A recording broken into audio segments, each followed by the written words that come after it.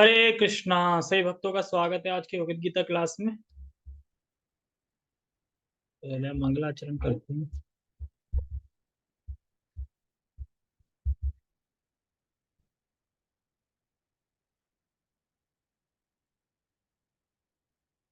ओम अज्ञानतिमिरान्धस्य ज्ञानञ्जनशलाकया चक्षुरुन्मीलितं येन तस्मै श्रीगुरुवे नमः। श्रीचैतन्यमनोभीष्टं स्थापितं येन भूतले स्वयं रूपः कदा मह्यं ददाति स्वपदान्तिकम्। वन्देऽहं श्रीगुरो श्रीयुतापदकमलं श्रीगुरून् वैष्णवांश श्रीरूपं साग्रजातं सहगण रघुनाथान्वितं तं सजीवम् साद्वैतं सावधूतं परिजनसहितं कृष्ण चैतन्य देवं श्रीराधा कृष्ण पादान् सहगण ललिता श्री विशाखान्विशांच। हे कृष्ण करुणा सिंधु दीनबंधु जगतपते गोपेश गोपिका कांता राधा कांता नमस्ते। तप्त कांचन गौरांगी राधे वृंदावनेश्वरी वृषभानुसुते देवी प्रणमामि हरिप्रिये। वाञ्छाकल्पतरुभ्यश्च कृपा सिन्धुभ्य एव च पतितानां पावनेभ्यो वैष्णवेभ्यो नमो नमः। जय श्री कृष्णा चैतन्य प्रभु नित्यानंद श्री अद्वैत गदाधर श्रीवासादि गौर भक्त वृंद। हरे कृष्णा कृष्णा कृष्णा हरे हरे हरे राम राम राम हरे हरे। रामाय रामभद्राय रामचंद्राय वेदसे रघुनाथाय नाथाय सीताय पते नमः। नमो विष्णुपादाय कृष्णपृष्ठाय भूतले श्रीमते भक्तिवेदांता स्वामिनि इति नामिने। नमस्ते सारस्वते देवे गौरवाणी प्रचारिणे निर्विशेषा शून्यवादी पश्चात देशतारिणे। हरे कृष्ण।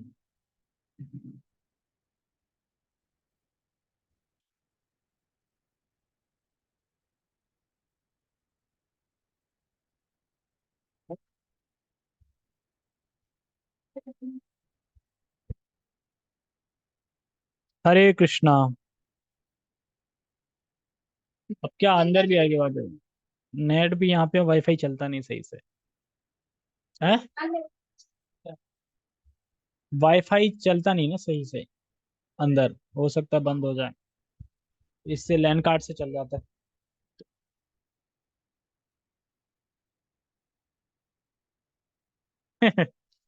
ऐसा नहीं होता फिर भी ठीक है। जूम में तो सबको सही सुनाई दे रहा होगा जैसे बोलते, बस यहाँ पे थोड़ा तकलीफ है। या यहाँ पे थोड़ा वैसा होता ना तो भी आवाज कम आती है। खुला है। खुला है। ठीक है। तो जूम पे तो आवाज ठीक आ रही होगी। तो हम भगवत गीता था रूप के अध्याय 17 के श्लोक क्रमांक 4 को पढ़ रहे हैं और आज दूसरा दिन है। तो आज हम प्रभुपाद जी के तात्पर्य को पढ़ेंगे। उससे पहले में एक बार इस श्लोक को दोहराएंगे। यजन्ते सात्विका देवान यक्षराम यक्षराक्षांसि राजसा प्रेतान भूता गणांस प्रेतान भूता गणांश्चान्ये यजन्ते तामसा जनाः।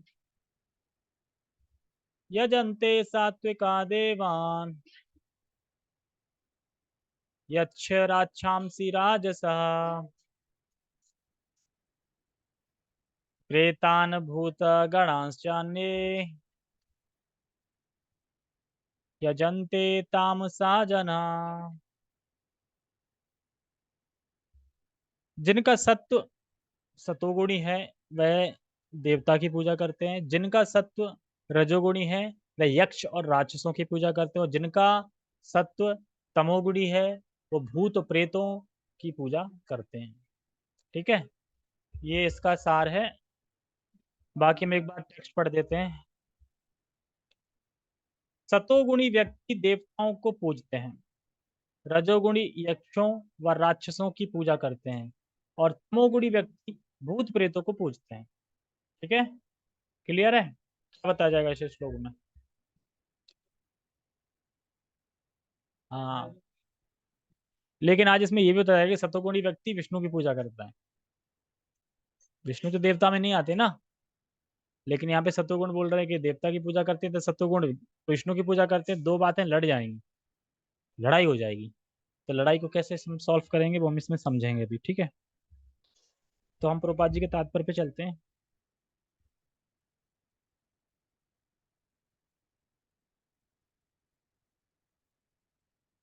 तात्पर्य, इस श्लोक में भगवान विभिन्न बाह्य कर्मों के अनुसार पूजा करने वालों के प्रकार बता रहे हैं। शास्त्रों के आदेशानुसार केवल भगवान ही पूजनीय हैं। पूजनीय का मतलब ये वाली पूजा नहीं है जो देवता की वर्शिप करते हैं। पूजनीय मतलब भजनीय है, भगवान ही एक है जिसको पूजना चाहिए, जिसको भजन करना चाहिए।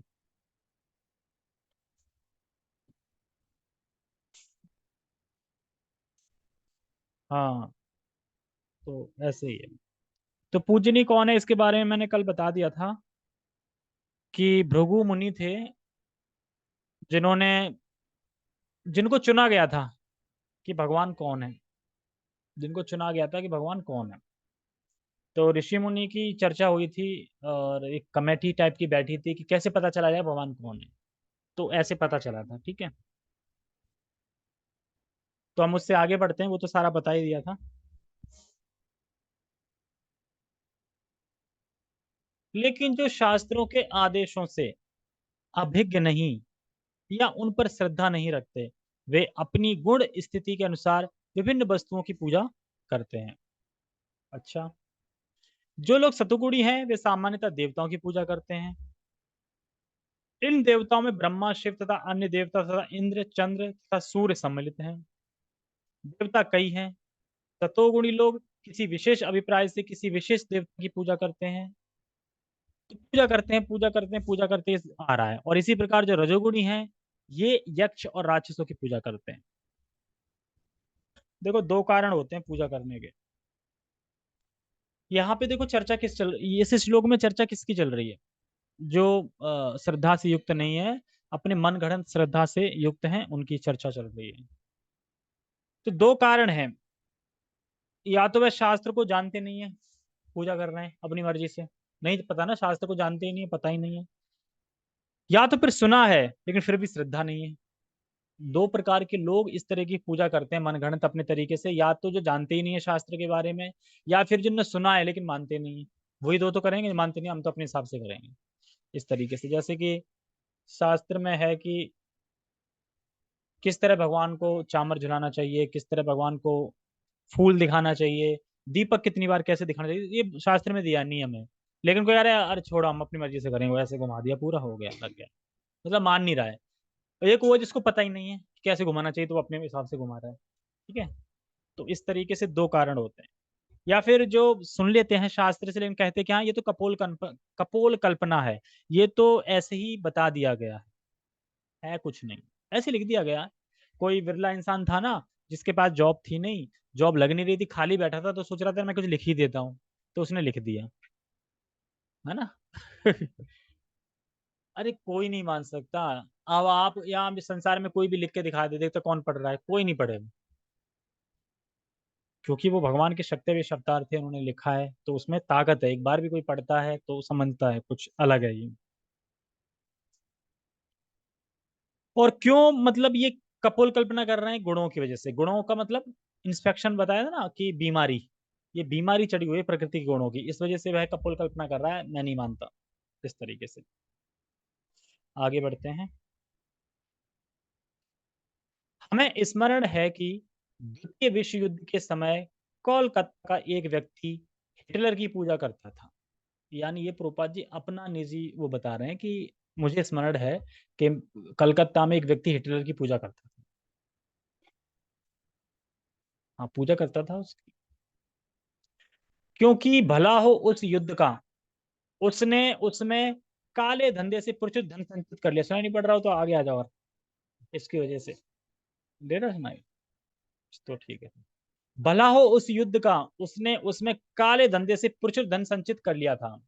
अब जैसे जब कोरोना आया था, तो जो बीमार हुए उनके लिए तो बड़ा दुखदाई था, लेकिन जिन्होंने उसके आड़ में खूब पैसा कमाया है मान लो, उनके लिए तो बहुत अच्छा था, एक बार फिर आ जाए फिर आ जाए, सोच रहे होंगे, तो उनके लिए तो फिर कोरोना ही भगवान है ना।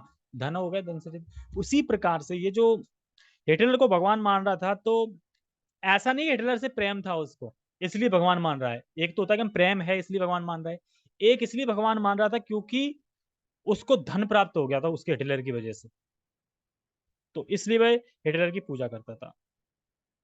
जैसे कि रजनीकांत की पूजा करते थे लोग, अमिताभ बच्चन की भी करते हैं, मूर्ति बन है ना, मूर्ति बनी हुई है तो वहां पे फूल वूल डाल देते हैं ऐसे करके। तो ऐसा होता है, इंसान की भी पूजा करते हैं लोग। जैसे एक हास्यपद स्टोरी है, मतलब शास्त्र से है कि नहीं है पता नहीं, लेकिन समझने के लिए है। जैसे एक व्यक्ति था, वो जाता है, शास्त्र वास्त्र पढ़े नहीं थे और इतना कुछ पता नहीं था। अब गुरुजी के पास गया, तो गुरुजी से पूछा, गुरुजी किसकी सेवा करनी चाहिए, भगवान कौन है, तो गुरुजी ने बता दिया कि आप ऐसा करो, विग्रह रख लो और उनकी पूजा करो, उन्हें भोग लगाओ पाओ। सिर से सिंपल सिंपल सा बता दिया, अब इतना कुछ ज्यादा पता नहीं था। अब वो भोग रख देता था और रात को चूहा आता था खा जाता था भोग, उससे भोग नहीं मिलता था मतलब कि। तो एक बार उसने देख लिया चूहा खा रहा है भोग, तो कह रहे ये कैसे भगवान है? आज अपने भोग की मतलब अपने खाने की चूहे से रक्षा नहीं कर पा रहे, भगवान है? हटाओ यार, ये भगवान नहीं है। कौन भगवान है? चूहा भगवान है। चूहा भगवान। अब चूहे को उसने चू अल्टर बना के, चूहे को बना के मुकुट पहना के, और अब आरतियां कर रहा है, जय चूहे, अब माई मतलब जो भी बोल रहा हो चूहे को। और अब एक दिन चूहा देखा बिल्ली आई, तो चूहा भाग रहा बिल्ली के मारे, कह रहा है ये क्या, ये कैसा भगवान है, चूहा है बिल्ली से डर रहा है, इसका मतलब बिल्ली भगवान है।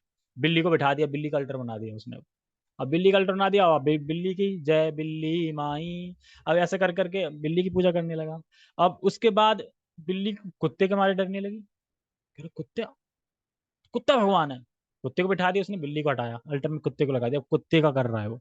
ऐसे ऐसे इंसान, मतलब एक स्टोरी है बताने के समझाने के लिए। तो अब कुत्ते का करने लगा, तो अब उसकी बीवी आ गई। बीवी आ गई तो बीवी कुत्ते को भगाने लगी, और कुत्ता काव काव का एक दो डंडे परे काव काव करके भाग गया। कह रहे हैं ये कैसा कुत्ता भगवान है, मेरी बीवी से डर गया, इसका मतलब मेरी बीवी भगवान है। तो बीवी भगवान क्या है, बीवी तो मेरे डर से भाग जाती है मायके, तो यानी मैं ही भगवान हूँ। उसने अपना तस्वीर बनाया, अपना अल्टर लगाया, अपनी पूजा कर रहा है। तो ऐसे व्यक्ति, अब जिन्हें नहीं पता है तो मान लेते हैं इंसानों के भगवान, और हो ही रहा है, देख नहीं रहे लोग मान रहे हैं, फलाना फलाना बाबा वही भगवान है हमारे लिए, उन्हीं की तस्वीरों नहीं वगैरह। अरे भाई बाबा बोल रहे हैं कि भगवान निराकार हैं, और खुद साकार होके बैठे हैं। जब भगवान निराकार है तो तुम साकार होके क्यों बैठे हो? दिख रहे हो ना।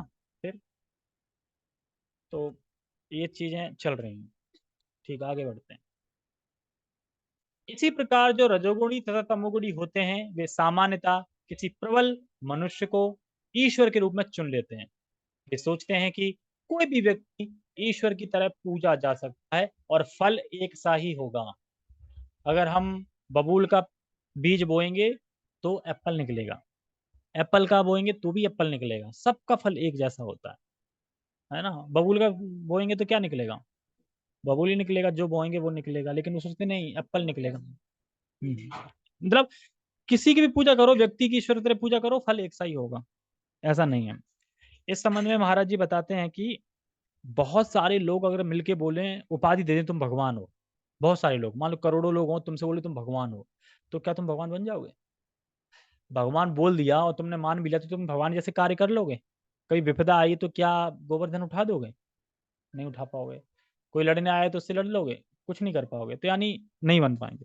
उसी प्रकार से जैसे अगर कोई एक कुत्ता है, उसके गले में पट्टा लगा दिया और लिख दिया पीएम, तो पीएम बन गया कुत्ता। पीएम और कुत्ते में कितना अंतर है, पीएम कितना शक्तिशाली है, सम्मानीय है, और वो कुत्ता क्या बराबरी करेगा पीएम की? कुछ बराबरी नहीं कर सकता। तो ऐसा नहीं है कि नाम दे दिया बता दिया तो हो गए। जैसे बहुत सारे गुरु के शिष्य होते हैं, तो शिष्य गुरु से क्या बोलते हैं, भगवान हो आप, लेकिन आप शिष्य गुरु को बोलना चाहिए मैं भगवान नहीं हूँ, लेकिन वो भी चुप रहते हैं, हाँ अच्छा है, भगवान बोलने दो। अगर तुम बता दो भगवान नहीं है तो दिल टूट जाएगा ना मेरे भक्त शिष्यों का, है ना, तो चलते रहने दो ऐसे ही। तो ऐसे बहुत से लोग होते हैं जो अपने आप को शिष्य भगवान बोलते हैं, और गुरु जी भी कुछ चुप रहते हैं। जैसे एक बार शिला प्रभुपाद जी जब थे, तो प्रभुपाद जी को कुछ अमेरिका में कुछ डिवोटी थे, तो उन्होंने कृष्ण घोषित कर दिया, प्रभुपाद जी तो कृष्ण है, कृष्ण के अवतार है, कृष्ण है। प्रभुपाद जी जैसे ही पता चला, प्रभुपाद जी ने तुरंत उनको इस्कॉन से निकाल दिया, क्योंकि ये बीमारी नहीं चाहिए। अगर किसी का पतन हो रहा है, कोई बढ़ नहीं पा रहा है, उसको इस्कॉन कभी निकालेगा, लेकिन जो गलत धारणा फैला दे कि गुरु ही भगवान है, वो तो फिर जहर की तरह है। बाद में फिर हो सकता है वो माफी वाफी मांगे, उन्हें समझ में आ गया, बाद में फिर आ गए, लेकिन उस टाइम पे निकाल दिया था। तो बहुत स्ट्रिक्ट थे, नहीं मैं भगवान का प्रतिनिधि हूँ, दास हूँ, और दास बनने का प्रयास कर रहा हूँ, भक्ति करने का प्रयास कर रहा हूँ, इस तरीके से अपने आप को कहते थे। ठीक है, एक सफल नहीं होता, ठीक है। कुत्ते को घर में पालेंगे तो कुत्ता क्या देगा, भगवान को पालेंगे तो भगवान रक्षा करेंगे, जरूरतें पूरी करेंगे, सब करेंगे। वो श्लोक नहीं आता कि जो है उसकी मैं रक्षा करता हूँ, जो नहीं है वो मैं देता हूँ। लेकिन लगता नहीं है ना, उसको हम हकीकत नहीं मानते इस श्लोक को, है ना। जैसे आज मैं कथा में सुन रहा था कि लोग इस दुनिया की भीड़ में लगे हुए हैं कमाने में। उनसे पूछो, देवी देवताओं के पास जा रहे हैं, कहीं भी जा रहे हैं, कुछ मिल जाए, उन्हें ये पूछो कि क्या तुमने कभी देवी देवता की पूजा में ये मांगा है कि हे देवी, बहुत दिन हो गए मेरी हड्डी नहीं टूटी है कहीं से, एक आध मेरी हड्डी तोड़वा दो शरीर की। मांगा है किसी ने? किसी ने आज तक मांगा हो या कहीं स्तुति करी हो कहीं हो, लेकिन हड्डी टूटती नहीं। तो उसी तरीके से जब हड्डी टूटना लिखा है तो हड्डी टूटेंगे ही बिना मांगे, ऐसे ही बिना मांगे जो लिखा है आने को वो आएगा भी। मांगने की जरूरत नहीं है। देवता वगैरह जो देते हैं वो भी तुम्हारे कर्म में होता है, वही मिलता है, वो कर्म से एक्स्ट्रा नहीं दे सकते। लेकिन भगवान में इतनी शक्ति है कि भगवान तो कम बदल भी सकते हैं, सब कुछ कर सकते हैं, पर देवता नहीं कर सकते। देवता उतना ही दे सकते हैं।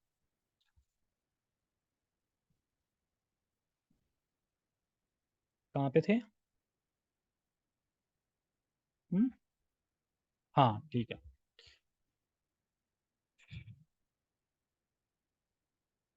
अलेक्सा होगा, ये पढ़ा नहीं, इसके बाद पढ़ा नहीं मैंने। यहाँ पर उसका स्पष्ट वर्णन है कि रजोगुणी लोग ऐसे देवताओं की सृष्टि करके उन्हें पूजते हैं, और जो तमोगुणी हैं, अंधकार में हैं, वे प्रेतों की पूजा करते हैं। देखो रजोगुणी हैं वो तो ऐसी सृष्टि कर लेते हैं, उन देवता को पूजते हैं, और जो अंधकार में हैं, भूत प्रेतों की पूजा करते हैं, यानी तमोगुणी। कभी कभी लोग किसी मृत प्राणी की कब्र पर भी पूजा करते हैं, मृत है कोई, उसकी कब्र पे जाके पूजा कर रहे हैं। हाँ हाँ, तभी तो बता रहे हैं ना, कभी कभी लोग जाते हैं तो उस पे पूजा करते हैं।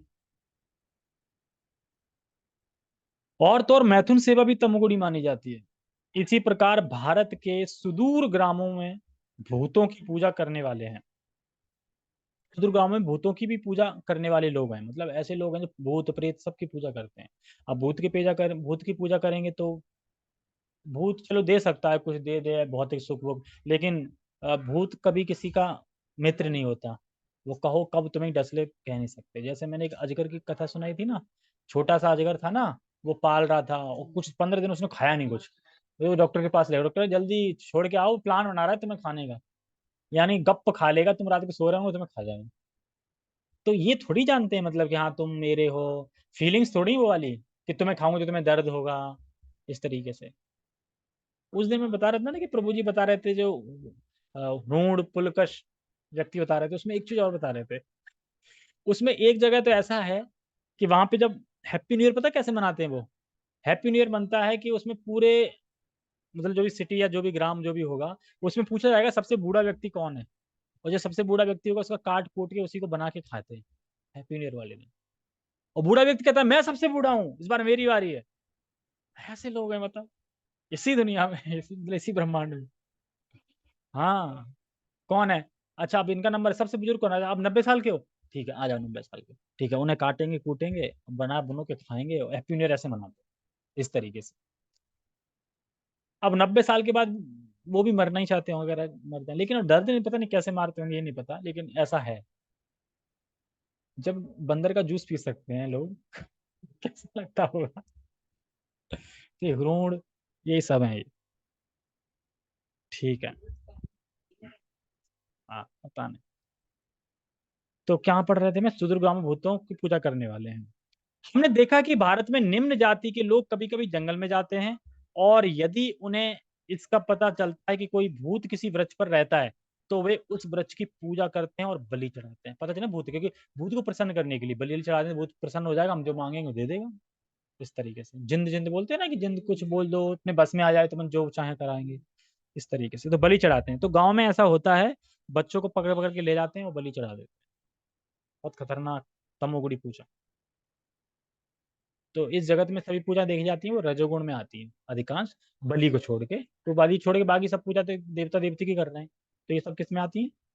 रजोगुण में ही आती है। ये पूजा के विभिन्न प्रकार वास्तव में ईश्वर पूजा नहीं है। ईश्वर पूजा तो सात्विक पुरुषों के लिए है। श्रीमद् भागवतम में कहा गया है, सत्वम विशुद्धम वसुदेव शब्दितम। जब व्यक्ति सत्वगुणी होता है तो वह वसुदेव की पूजा करता है। अच्छा, अभी आप कह रहे हैं कि सत्वगुणी लोग तो देवता की पूजा करते हैं, यहाँ पे कह रहे हैं जो सत्वगुणी व्यक्ति होते हैं वह वासुदेव की पूजा करते हैं।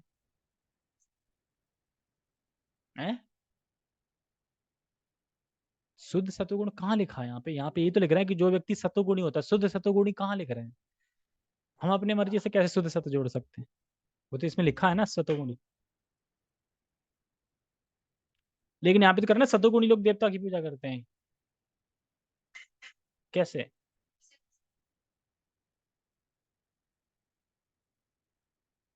बहुत से लोग, बहुत से लोग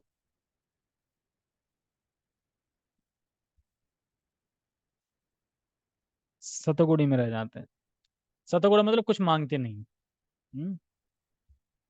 तो अरे अभी आपने कहा कि सतोगुणी लोग देवता की पूजा करते हैं, और यहाँ कह रहे हैं सतोगुणी लोग विष्णु की पूजा करते हैं, कैसे समझे? तो देखो अंतर क्या है।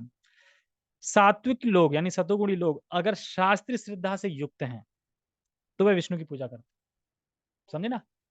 यहाँ पे जो बात चल रही है तीनों की शास्त्रीय श्रद्धा से युक्त नहीं है, अपने मन गढ़ंत हिसाब से कर रहे हैं, अपने गुणों के हिसाब से ये बताया जा रहा है। लेकिन किसी के शास्त्रीय श्रद्धा से है, शास्त्र में लिखा है एकादशी का पालन करना चाहिए, शास्त्रीय श्रद्धा में श्रद्धा से युक्त है, वो वासुदेव यानी विष्णु की पूजा करते हैं। जैसे हम लोग आगे पढ़ेंगे कि जो सतोगुणी लोग हैं उनके अंदर काफी संभावना है, इसमें जो इस प्रकार के सतोगुणी बता रहे हैं इनके अंदर काफी संभावना है कि अगर उन्हें भक्तों का संग मिल जाएगा तो भक्ति में आ जाएंगे वो सतोगुणी व्यक्ति। लेकिन जो तमोगुणी रजोगुणी है ना, इनको लाना बहुत कठिन है, ये नहीं आ पाएंगे, क्योंकि ये तो भूत प्रेत की राक्षस यक्ष की पूजा में लगे हुए हैं।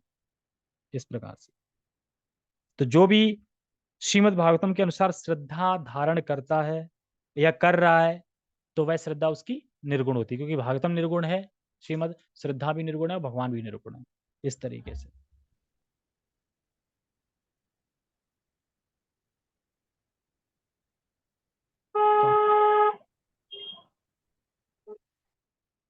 तो वह वासुदेव की पूजा करता है। तात्पर्य यह है कि जो लोग गुणों से पूर्णतः शुद्ध हो चुके हैं और दिव्य पद को प्राप्त हैं, वे ही भगवान की पूजा कर सकते हैं। ठीक है, तो इसमें बता दिया आंसर भी। ये कहाँ बज रहा है? वो भी स्पीकर में लगा के बजा रहे हैं? चलो भाई। जूम वालों को तो सुनाई नहीं पड़ रही होगी संख की आवाज, जहां तक है वहां तक। हमें पड़ रही है बहुत तेज। जैसे छोटे बच्चे होते थे तब कू नहीं करते थे, खुजली सी मचती थी कान में। तुमने कू कराई है कभी? हाँ। कू कराई नहीं जाती, कू मतलब कि लोग बिना पता नहीं चलते एकदम करके भाग जाते हैं। ऐसे वाली कू डर जाते हैं। ठीक है, आगे बढ़ते हैं। निर्विशेषवादी, ठीक है, निर्विशेषवादी सतोगुण में स्थित माने जाते हैं और वे पंच देवताओं की पूजा करते हैं। पंच देवता आ गए, ये पंच देवता की पूजा हो रही है।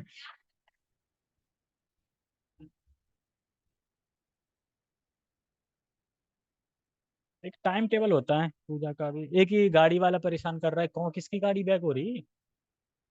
हॉर्न बजाया जा रहा है, सब लोग परेशान ही कर रहे हैं आज, बहुत डिस्टरबेंस हो रही है। कौन लोग है गाड़ी, हॉर्न बजाया जा रहा है।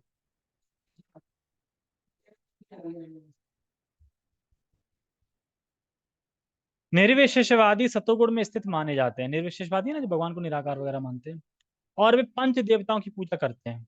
वे भौतिक जगत में निराकार विष्णु को पूजते हैं, जो सिद्धांतगत विष्णु कहलाता है। विष्णु भगवान के विस्तार हैं, लेकिन निर्विशेषवादी अंततः भगवान में विश्वास न करने के कारण सोचते हैं कि विष्णु का स्वरूप निराकार ब्रह्म का दूसरा पक्ष है।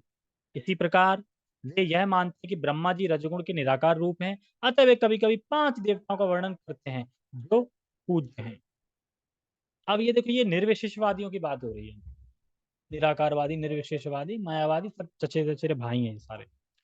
निर्विशेषवादी की धारणा देखो क्या है कि एक निराकार ब्रह्म है एक।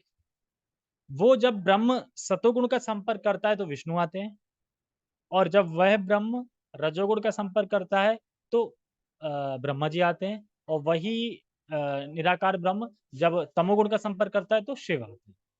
ठीक है, ऐसा करके ये उनकी धारणा है, इस तरीके से आते हैं। इस प्रकार से वह विभिन्न देवताओं के रूप में हैं। तो भले ही वह पंच उपासना दिखाते हैं, निर्विशेषवादी भी कर रहे हैं, विष्णु की उपासना कर रहे हैं, इस तरह दिखाते हैं, कर रहे हैं, लेकिन सोचते क्या, धारणा क्या उनकी? उनकी धारणा ये है कि भले ही वह पंच उपासना करते दिखते हैं, वो लग रहा है कि वह देवता की उपासना कर रहे हैं, लेकिन वास्तविक उनकी श्रद्धा क्या है? एक्चुअली सबसे मतलब आया कहाँ से? निराकार ब्रह्म। एक्चुअली उनकी श्रद्धा कहाँ है? विचारधारा कहाँ है? निराकार ब्रह्म में। ये सब जो रूप हैं, सतोगुण, रजोगुण, तमोगुण से मिक्स होके संपर्क करके ये आए हैं, वास्तव में तो निराकार ब्रह्म ही सब कुछ है। वो इस धारणा से करते हैं पूजा, निर्विशेषवादी। और भक्त कैसे करता है? भक्त करता है भगवान स्वयं विग्रह, भगवान में अंतर नहीं है, मैं भगवान की पूजा करता हूँ, यही भगवान है, इस तरीके से। तो ये अंतर होता है भक्ति में और निर्विशेषवादी में। तो वास्तविक देवता में मतलब जानते हैं कि वास्तविक देवता नहीं है, असली चीज तो वही निर्गुण ब्रह्म है, वही निराकार ब्रह्म, निर्गुण ब्रह्म, वही असली चीज है। देवता तो बस आए हैं तो कर रहे हैं इस तरीके से। तो उनकी श्रद्धा किसी देवता में नहीं होती, अल्टीमेट निराकार ब्रह्म में ही होती है। ये सब बता रहे हैं 3 लाइन में, ठीक है। लेकिन चूंकि वे लोग निराकार ब्रह्म को ही वास्तविक सत्य मानते हैं, इसलिए वे अंततः समस्त पूज्य वस्तुओं को त्याग देते हैं। मान लो कि वो डीटी वर्शिप कर रहे हैं दिखावे के लिए, जैसे भी विष्णु की, लेकिन अंततः क्या मानते हैं? निराकार ब्रह्म ही सब कुछ है। तो जब वह भी निराकार ब्रह्म में मिल जाएंगे या उस स्थिति पहुंच जाएंगे तो क्या करेंगे? फिर विष्णु पूजा को त्याग देंगे। समझे ना? अल्टीमेट तो वहां जाना है ना मुझे। जैसे कि मान लो हमें वृंदावन जाना है, तो उसके लिए हो सकता है कि हमने बाइक ले लिया, कुछ गाड़ी ले ली, तो गाड़ी कब तक है? अल्टीमेट तो गोल क्या है? वृंदावन पहुंचना। जैसे ही वृंदावन आया तो गाड़ी को त्याग देंगे तुरंत, अब गाड़ी छोड़ो बस, वो चल देंगे वहां पे, अब गाड़ी से कोई मतलब नहीं है। इसी तरीके से, तो इसी तरीके से हम बता रहे हैं त्याग देते हैं। आज हम इन देवताओं की पूजा कर रहे हैं, वो क्या सोचते हैं? आज हम इन देवताओं की पूजा कर रहे हैं, पर देखो ये ब्रह्म से आए हैं, क्योंकि निराकार ब्रह्म था, जब उसने सतोगुण का संपर्क किया तो विष्णु आए। तो ये भी ब्रह्म से आए हैं, और मैं भी ब्रह्म से आया हूँ, दोनों ब्रह्म से आए ना, ब्रह्म से आया हूँ। तो पूजा करूंगा, तो पूजा करते करते करते क्या है, एक दिन मुझ में और उपास्य देवता यानी विष्णु में कोई अंतर नहीं रहेगा, एक हो जाएंगे। वो भी ब्रह्म से है, मैं ब्रह्म, दोनों समान स्थिति में आ जाएंगे। फिर इनकी पूजा करने की क्या जरूरत है? फिर उनको त्याग दो, फिर तो मैं बन गया ना वही। इस तरीके से ये धारणा रहती है, इसलिए कह रहे हैं कि अंततः वस्तुओं को वो फिर त्याग देते हैं। और मैं ब्रह्म बन जाऊंगा तो फिर मुझे पूजा करने की जरूरत नहीं है, तो त्याग देते हैं। और भक्त ऐसा नहीं करते हैं। भक्त तो नित्य उपासक हैं उनके, यहाँ भी कृष्ण की उपासना करेंगे, धाम जाने के भी कृष्ण की उपासना करेंगे, कृष्ण की पूजा करेंगे, ये वो समझते हैं। निष्कर्ष यह निकलता है कि प्रकृति के विभिन्न गुणों को दिव्य प्रकृति वाले व्यक्तियों की संगति से शुद्ध किया जा सकता है। खत्म हो गया। हाँ, किया जा सकता है, मतलब कि इसमें बोल रहे हैं कि दिव्य गुणों वाले व्यक्तियों से ही हमें दिव्य गुण की संगति में मिल सकती है। ऐसा नहीं है कि दारू पीने वाले के संग करेंगे तो भक्ति मिल जाएगी। तो ये हम पे बता रहे हैं संगति किस प्रकार की करनी है भक्तों के संग में। हरे कृष्ण महामंत्र करना है, प्रसाद पाना है, ट्रिप पे जाना है, शास्त्र पढ़ना है, कथा श्रवण करना है, ये सब भक्तों से संग में आके ये क्रियाएं करनी है। तो इससे हम संगतियों से अपने आप को शुद्ध कर सकते हैं। ठीक है। जगत गुरु श्रील प्रभुपाद की जय। बाकी इसी श्लोक से कुछ मिलते जुलते श्रीमद् भागवतम का श्लोक है, वो सिर्फ पढ़ रहा हूँ मैं खाली। ठीक है। रजस तमः प्रकृतिः समशीला भजन्ति वे भूत प्रजेशादीन श्रिय ऐश्वर्य तजेत सभा। यानी जो लोग रजोगुणी तथा तमोगुणी हैं, वे पितरों, अन्य जीवों तथा उन देवताओं की पूजा करते हैं जो सृष्टि संबंधी कार्यकलापों के प्रभारी हैं, क्योंकि वे स्त्री धन शक्ति तथा संतान का लाभ उठाने की इच्छा से प्रेरित होते हैं। परंतु काम लाभ के लिए भी तो लक्ष्मीपति भगवान विष्णु की उपासना होती है। होता है ना, कोई काम भावना के लिए जाता है। तो इस प्रकार लोग अन्य अन्यों का भजन करते हैं। रजो और तमोगुण की प्रवृत्ति के कारण वे समशील पुत्र आदि की पूजा करते हैं। समशीलत्व के कारण उनकी ऐसी प्रवृत्ति होती है। अब कोई बोले प्रवृत्ति क्यों होती है ऐसी, तो कह रहे हैं कामेस्ते कामेस्तेस्तेर ऋतज्ञाना प्रपद्यन्ते अन्य देवता तम तम नियमम आस्थाया प्रकृतिया नियता स्वयं। जिनकी बुद्धि भौतिक इच्छाओं द्वारा मारी गई, वे देवताओं की शरण में जाते हैं और वे अपने अपने स्वभाव के अनुसार पूजा विशेष विधानों का पालन करते हैं। जैसे नवरात्रि आए तो अपने अपने विशेष ना 9 दिन में विशेष पूजा होती है दुर्गा जी की, तो इस तरीके से करते हैं। तो जिनकी जिसमें श्रद्धा है वैसे वो करते हैं। ठीक है, ओके। हरे कृष्णा। जगत गुरु शील प्रभुपाद की जय। श्रीमद् भगवद गीता की जय। निताय निताय गौर नंदे। हरि हरि बोल।